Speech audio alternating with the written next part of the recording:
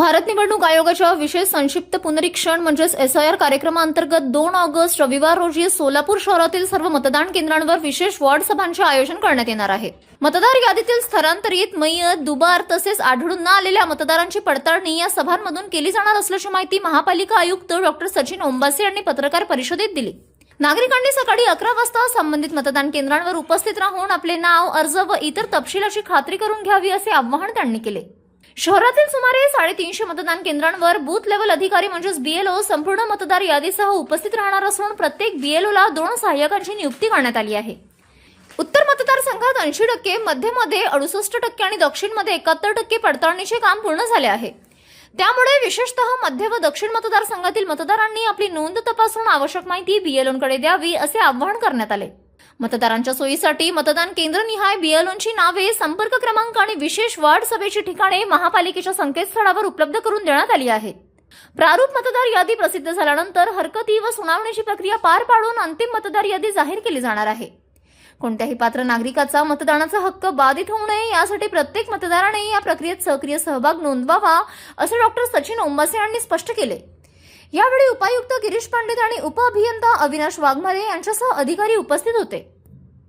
आयोगामार्फत special intensive revision हा जो कार्यक्रम साधारणतः जून महिन्याच्या एंडपासून सुरू झालेला आहे, याच्यामध्ये मतदार यादी जी आहे त्याचं पुनर्निरीक्षण ज्याला म्हणतो, त्याच्यामध्ये विशेषतः 2002 चे जे काही आपले पुरावे आहेत, त्याच्यामध्ये आपले आईवडील असतील, आपले आजी-आजोबा असतील, तर त्यांच्याशी लिंकिंग करून पूर्ण माहिती BLO मार्फत सर्व नागरिकांनी देणं अपेक्षित आहे।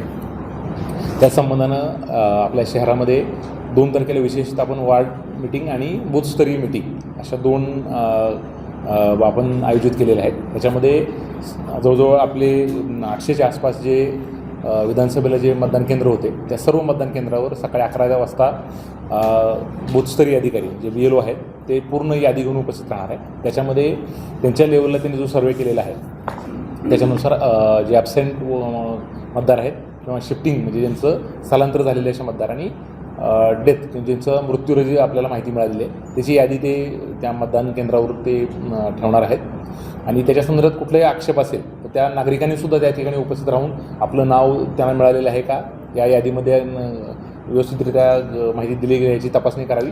त्याचबरोबर राजकीय पक्षाचे सुद्धा जे काही प्रतिनिधी असतील त्यांनीसुद्धा त्या ठिकाणी उपस्थित राहून आपापलं जे मतदान केंद्र होतं विधानसभेचं आणि लोकसभेचं ते एकच आपल्याला होतं, विधानसभेचा आपण जो डेटा घेतला आहे त्याच्या आधारे आपण ही प्रक्रिया राबवत आहोत। तर सर्वांनी एकदा चेक करावं।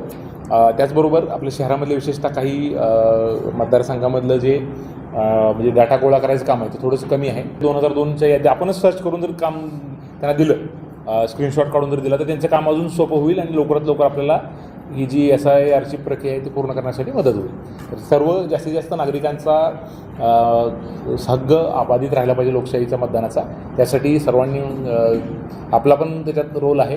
कारण काय होतं ते आपल्या सर्व बऱ्याच वेळा काय होतं बाहेरून आलेले आपले जे BLO असतात त्यांना बऱ्याच वेळा लोक आयडेंटिफाय होत नाहीत, तर स्वतःहून आपण जर पुढं नागरिकांनी माहिती दिली तर त्यांचं काम सोपं होईल।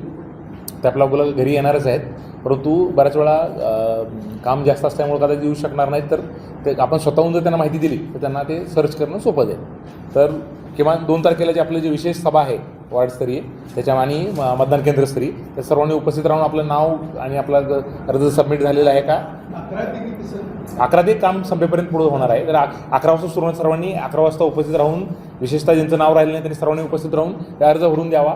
आणि आपलं 2002च्या यादीत नाव आहे नाही हे आधीच जर सर्च करून तुम्ही तिथे गेले तर त्या BLOना अजून सोपं होईल की त्यांचं नाव इमिजिएटली तुम्हाला सर्च करणं आणि त्याचं मॅपिंग जे आहे ते मॅपिंग करण्यासाठी सुद्धा मदत होणार आहे।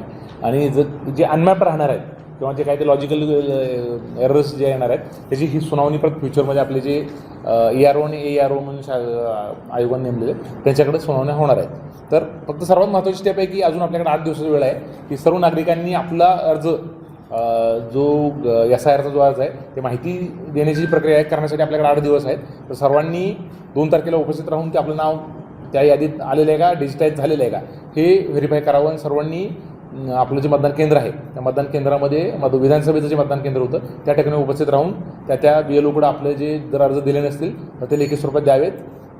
आणि काही ऑब्जेक्शन असतील इतर कोणाला ते ऑब्जेक्शनसुद्धा लेखी स्वरूपात त्या BLOंकडं द्यावेत. आणि जर समजा त्या दिवशी कोणाला येणं शक्य होत नसेल तर आम्ही BLOंचे नाव आणि मोबाईल नंबर आपल्याशी शेअर करत आहोत. तर समजा त्या जरी नाही झालं तर आम्ही ऑनलाईन असेल, व्हॉट्सअपवर असेल किंवा ईमेलला त्यांच्याकडे ते माहिती पोहोचवा. अर्ज जर दिला नसेल तर अर्ज फिजिकली तुम्हाला त्यांच्याकडे ते 8 दिवसात तुमच्याकडे येतील. त्यांना सांगून तुमच्या घरी येऊन ते कलेक्ट करून जातील. धन्यवाद. सर, आताच्या बैठकीमध्ये एक